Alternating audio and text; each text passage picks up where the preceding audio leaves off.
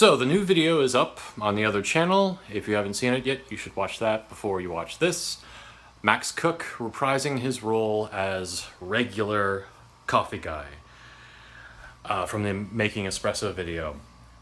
This is based on an actual customer I served about 12 years ago. I was working as a barista, and if you've ever worked as a barista, you know those moments where you're in your barista corner, you're making a drink, and if there's nobody at register, anyone who comes in will go directly to you and try to order. So I was in the middle of making a frozen mocha, which, at least at this place, was the most complicated drink to make because you're pouring shots, you're mixing, you're using a blender. And so this guy walks up to me and he says, "I just want a regular coffee." And I said, "Yes, sir, I just need to finish what I'm doing and I'll help you in a moment." He goes, "Oh, yeah, okay." So he steps aside. Now, not even a moment passes. And then he looks to me, he sees what I'm doing, he sees me with the steel cups and pouring one liquid into another. And he says, No, I wanted a regular coffee." And I said, yes, sir, this isn't for you, it's for someone else. And I always wondered what was going on in his mind, because he really seemed paranoid, like, these guys, you gotta watch your back. It's like they'll try to give you something weird, these people. And I mean, of course, I know what the real concern is in those situations. People don't want to pay too much. They want it. That's happened to me in Brooklyn, where I go somewhere that doesn't even serve drip coffee, but they don't tell you that. They only do Americanos. And so yeah, then you find out you wind up paying $6 for something. So anyway, yeah.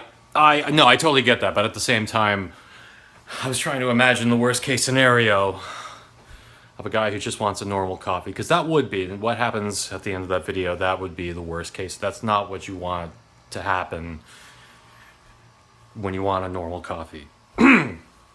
So that is the origin of regular coffee guy, who originally I used in the Making Espresso video, where I'm having post-traumatic flashbacks to being a barista, and I made him aggressive. In real life, he wasn't aggressive. I made him aggressive because I don't know, it's just funnier. I mean, especially in that video, because it's a nightmare. I'm having a nightmare.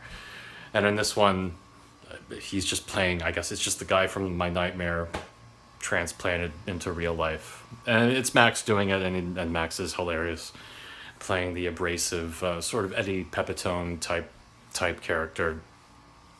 So that was a lot of fun. I hope everyone enjoyed it.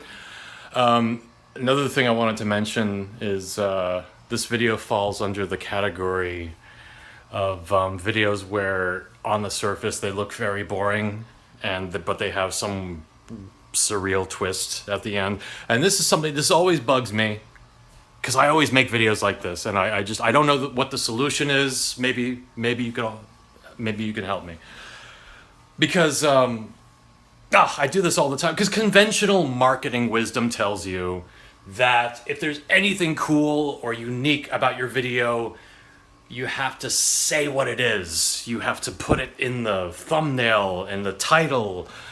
You have to tell people what you're gonna do, then do it, then tell them what you did. Which I hate. I hate that shit. It worked with the conversation video, because that was a case where I could tell people exactly what it was, and I think it turned out better than what it promised to be. But in a lot of cases, it's just more fun to say this is about making coffee, and it's about something totally different, because it's fun to be surprised. So that's a problem I've always had. And of course, the analytics tell you how many people watch to the end, and it's always a disappointing number. Because one of my favorite videos and one of my favorite Ishmael Lasting scripts is the Alice in Wonderland book review. I love that one. That was one I couldn't get through it without laughing. And according to the analytics, less than a third of the people who watched that video didn't make it to the end. Because it has, and if you haven't seen it, you should watch that first too. Because I think it has a wonderful comic twist, and I can say that because I didn't write it. Where it's a guy reviewing a book as if it were a piece of technology, and in the end, it's revealed that he's a neo-Nazi, and he's actually reviewing the burnability of the book. And it's great because, I mean, I see a lot of people try to do comic twists. Usually they do it by having something that's dramatic all the way until the end, and then it has some comedy twist. So it's like boring, boring, boring, boring, boring comedy twist. And that's supposed to reframe the entire thing. This video is funny all the way through, and it's funny without the twist. But the twist just gives it that extra, it just makes it everything else funnier. That's my favorite kind of comedy twist. And also, part of it is that just it goes on for, it goes on for a long time because it's supposed to.